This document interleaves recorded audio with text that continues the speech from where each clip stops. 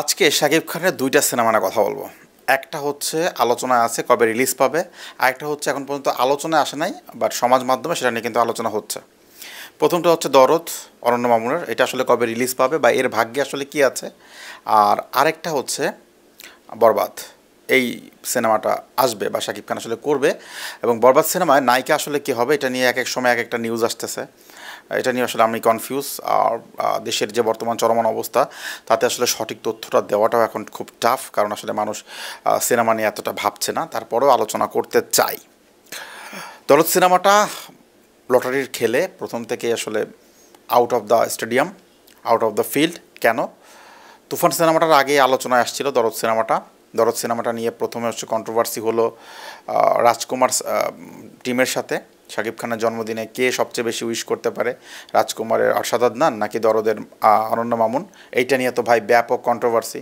শাকিব খানের ভক্তরা দুইটা ভাগে ভাগ হয়ে গেল, কেউ হচ্ছে আপনার প্রিয়তমা টিম মানে রাজকুমার টিমের সাথে গেল, কেউ আবার হচ্ছে অনন্য মামুনের ওইখানে থাকলো।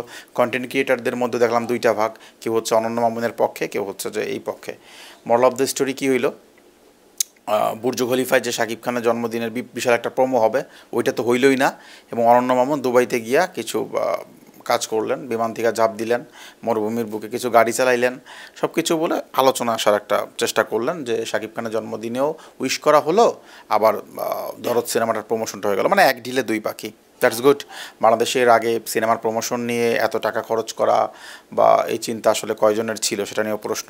এই দিক থেকে উইশ করতে হয় অনন্য মামুনকে, বাট প্যান ইন্ডিয়ান সিনেমা বলে তিনি যেইভাবে আসলে একটা হাইপ তৈরি করলেন, যেভাবে স্বপ্ন দেখাইলেন, যেভাবে একদম আউলায় ফেললেন, যে একদম আউলায় ফেলমুরে মাররে কাটরে ধররে, কিন্তু মূল ব্যাপারটা হইল কি, ওই যে ওনার যে মার কাট কাট যে কথাগুলো স্লোগানটা, সমস্ত স্লোগানটারে জিরো করে দিল এটা হচ্ছে যে রায়হান রাফি তুফান সিনেমাটার মাধ্যমে।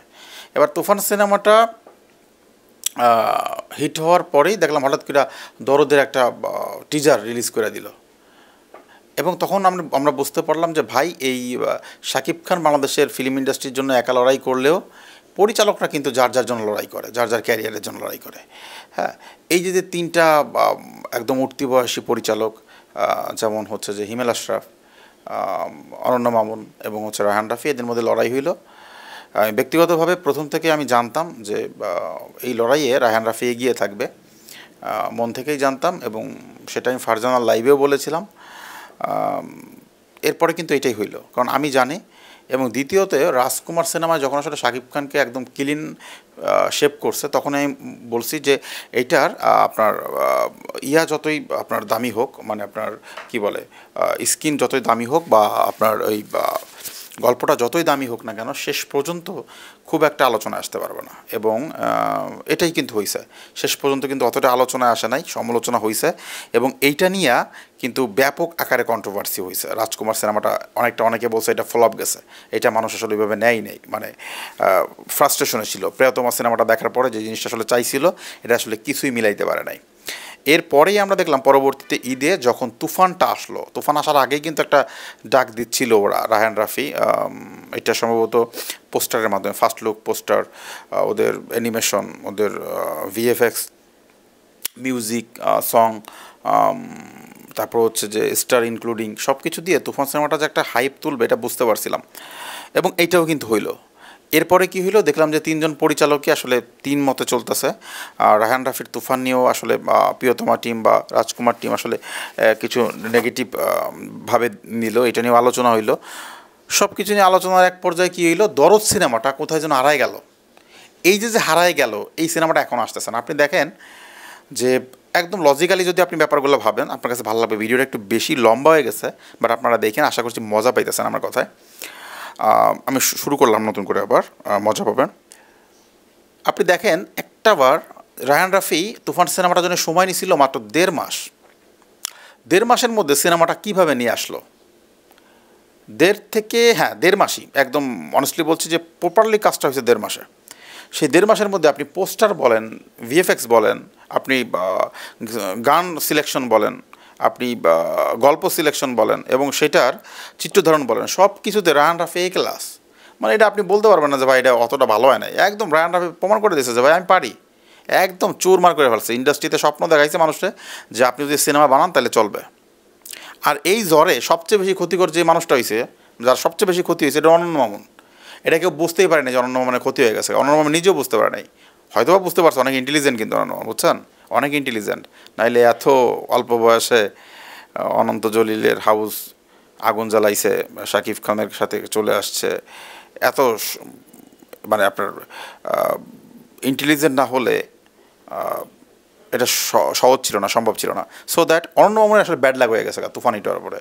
অনন্য মামুন আসলে ডেট খুঁজতেছিল এবং ওনার ডেটটা আসলে আর সম্ভব না, কারণ আপনি যদি আলটিমেটলি হিসাব করেন তাহলে রোজার ঈদের আর কয়দিন আছে, আর সাকিব এখন অবস্থান করতেছে কোথায়। সাকিব এরপরে যখনই বাংলাদেশে আসবে প্রথম এসে হচ্ছে আপনি তুফান সিনেমাটার কাজ শুরু করবে, তুফান 2, এবং এরপরই হচ্ছে যে বরবাদ, এটা হইতেও পারে নাও হইতে পারে, এটা এখনও পর্যন্ত জানি না, বাট আমার কাছে মনে হয়েছে এরপরে হচ্ছে যে তিনি এই ছবিটার কাজ শুরু করে দিবেন। আলটিমেটলি কী হইল, তুফান 2-র কাছে আবারও ধরা খাইল এই যে আপনার দরদ। হ্যাঁ, তো এখন আপনি কি করবেন, তখন কি হইতো, ওনার বাধ্য হবে উনি এই ক্লাসে আসতে। এবং যে যত কথাই বলুক না কেন, সাকিব বাংলাদেশের সুপারস্টার, সাকিব বাংলাদেশের সুপারস্টার, সাকিব বাংলাদেশের নাম্বার 1 সুপারস্টার। সাকিবকে আপনারা মেগাস্টার খেতাব দিচ্ছেন, সেটাও মানলাম, মেগাস্টার।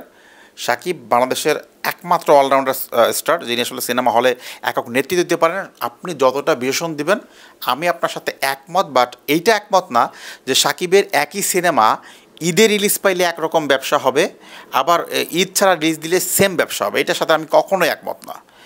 ঈদের মার্কেটটা অনেক বড় একটা মার্কেট, এবং বিশেষ করে রোজার ঈদের মার্কেট, এটা অনেক বড় মার্কেট। বাট সিনেমার মতো সিনেমা হইলে যে কোরবানি ঈদের মতো কোরবানি ঈদটাও বড় মার্কেট হয়, সেটা রায়ান রাফি প্রমাণ করছে। তার মানে বাংলাদেশে এখন পর্যন্ত 2টা সিনেমার মার্কেট আছে, এবং সেটা হচ্ছে 2 ঈদে। তো আপনার কি করতে হবে এখন, অর্ণব আমার কাছে অপশন হচ্ছে 2টা। একটা হচ্ছে রায়ান রাফির সাথে ক্লাসে আসা, তুফান সিনেমাটা যখন রিলিজ করবে তখন তিনি তার আসলে এই দরদ সিনেমাটা রিলিজ করবেন, কিন্তু তার দরদ সিনেমাটা রিলিজ করলে সেই ক্ষেত্রে আমার কাছে মনে হয় না তুফান তার উপরে কোনো দরদ দেখাবে। তুফান 2 তার উপরে কোনো দরদ দেখাবে না, কারণ তুফান 1-এ আমরা যেটা দেখছি, তুফান 2 আরও মার কাট হইতে পারে। এবং এই তুফান 2 সিনেমাটা যদি ন্যাচারালি বানায়, মানে একদম তুফান 1-এর মতো মার কাট হইল না, তারপরও যেটা হবে সেটার হাইপের ধারে কাছে আসতে পারবে না। কারণ তুফান 1-এ যেই পরিমাণ অডিয়েন্স ক্রিয়েট করছে এই রাফি, যেই পরিমাণ হাইপ তৈরি করছে, তুফান 2 যদি মনে করেন যে একদম একটা নাটক বানায় ছাইড়া দেয়, তারপরও সেম ব্যবসা করবে। এইটা হচ্ছে বিজনেস পলিসি। এবং আমার কাছে যেটা মনে হয়েছে, KGF 2 তৈরির পরে 3 একটা সিকোয়েন্স ঢুকাই দেওয়া চমক করে ফেলছিল। এই তুফান টিম যদি সাকিব রাজি থাকে, তুফান 2 রিলিজ করে 3-র একটা চমক দিয়ে দেবে। আমি আজকে বলে দিলাম, এটা আমার ধারণা। আমি বাংলাদেশের বিজনেস পলিসি বুঝি, আমি সিনেমার হাইপ বুঝি, আমি পর্দার কথা বুঝি, আমি এটা শুনতে পারি। আমি বললাম KGF যেমন 2 করার পরে হালকা একটা সিকোয়েন্সের 3 রাইখে দিয়ে একটা হাইপ তৈরি করে রাখছে, বা একটা জায়গা তৈরি করে রাখছে, রায়ান রাফি সেম কাজটা করবে। এবং এইটাই হচ্ছে বিজনেস। এবং সে এটাকে আলটিমেটলি ওই আমেরিকায় যেরকম আপনার মিশন রিলেটেড সিনেমা হয়, 3, 4, 5, 6, 7 পর্যন্ত আসলে চলে যায়, অনেক গিয়েছে, নাম না বলি। বাংলাদেশেও যদি যায় তাহলে তুফানই প্রথম যাবে 3-তে, কারণ 2 অনেক হয়েছে, পোরামন 2, পোরামন 1, এরকম অনেক ছবি হয়েছে, মিশন এক্সট্রিম 1, মিশন এক্সট্রিম 2 এরকম হয়েছে। বাট 3 পর্যন্ত এখন পর্যন্ত কোনো ছবি যাইতে পারে নাই।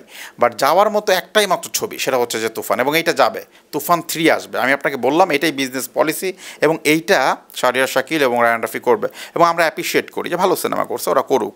আপনি শুধু সমালোচনা করলে হবে না, আলোচনাও কিন্তু করতে হবে। আমি অ্যাপ্রিসিয়েট করি, উনি করুক। বাট অনন্য মামুন এখন কি করবে তাহলে? অনন্য মামুন আপনি দেখবেন যে ঈদে কখনো তিনি চাইবেন না যে সাকিবের তুফানের সাথে ক্লাসে আসতে, এবং এই তুফান সিনেমার সাথে ক্লাসে যেহেতু তিনি আসতে পারবেন না, তার সিনেমা রিলিজ করতে হবে, তাহলে হচ্ছে আগামী কোরবানি ঈদে। ইয়াস, আগামী কোরবানি ঈদে। এখন এখানে একটা পয়েন্ট আছে, যেহেতু আমি বারবার বলতেছি যে রোজার ঈদে রিলিজ না করে, এই যে তিনি যেইভাবে বলছে যে প্যান ইন্ডিয়ান ছবি এতটা কালেকশন হবে, বা তিনি আসলে রিলিজ করে এত দিয়ে দিতে, এত বড় ছবি তিনি ঈদ ছাড়া রিলিজ করবেন না, মানে তার আগে ওইভাবে তিনি আসলে বক্স অফিসে হিট করতে পারবেন না, মানে ঘরে টাকাটা নিতে পারবেন না। সো দ্যাট তার যে কোনো একটা ঈদ বেছে নিতে হবে। তো রোজার ঈদে তুফান ঝড়ে উনি বুদ্ধিমানের পরিচয় দিবেন, কোরবানি ঈদে রিলিজ করবেন।